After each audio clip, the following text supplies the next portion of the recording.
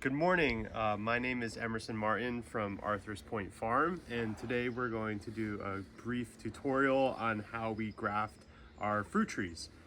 So right here I have American plum rootstock that is about 2 years old. We've grown it out to a size that's now graftable. Nice fibrous roots that have been pruned back, and this is ready to have a scion put onto it.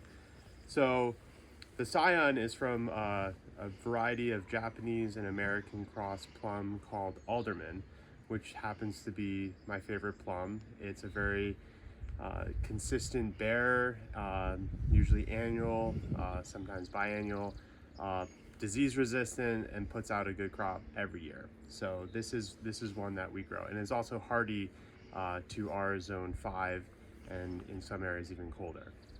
So I start by getting my rootstock and lining up and making sure that the rootstock and the scion are of similar diameter. And if you can see, that is about similar. So we just recently started using this tool. It's called a scion. It is a grafting tool that was developed in New Zealand for grafting various types of fruits there, but we use it because it makes a nice consistent cut every single time. And today we're just going to be doing a whip graft. And because this has been already cut down, there was a lot of extra stem to this, so we've cut it down to a good diameter, and we take the scion on and we do one solid cut through, if you can see that. And then we'll take our scion of the Alderman and we'll do a square cut like that, and we'll do another cut like that. And so we line it up and make sure that the cambions are touching perfectly, if you can see that. There's no gap, they've lined up perfectly, and that is gonna get the greatest success. Then we take a grafting band and we start by wrapping that around several times, and this will ensure that the two pieces will be interlocked together so that callousing, which is the forming of tissue between the scion and the rootstock, will take hold. So we will wrap this around the whole time, making necessary adjustments so that there's still that good contact. And I'm also being very careful not to touch any exposed parts of the cut, because the oils in your hand can cause the callus to not form as well.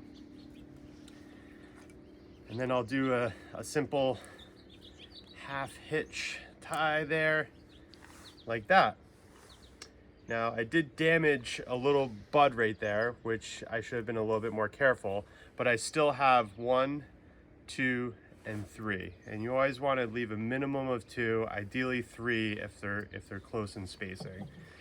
So now that I've selected where I'm going to cut, I cut about a ½ inch above the top bud, and I'll grab my parafilm tape and I will do a wrap around, starting below on the rootstock, below where the rubber band is holding them together, and I'll wrap up while pulling and stretching it all the way up around the entire scion so that doesn't dry out and cause any death of the scion. And you can see I wrapped the tip of it with parafilm, which is important for also preventing the scion from drying out. So from here, it will go into our room that is set at about 60 to 65 degrees, which is ideal temperature for the callousing of this particular fruit tree, for about 2 weeks. And then as soon as the calluses start to form, the nutrients will start running up into the scion and pushing the buds for leafing. And at that point, it will be planted in the ground. It'll be grown out for another year, and then we'll find a nice home for it in the landscape. Thank you.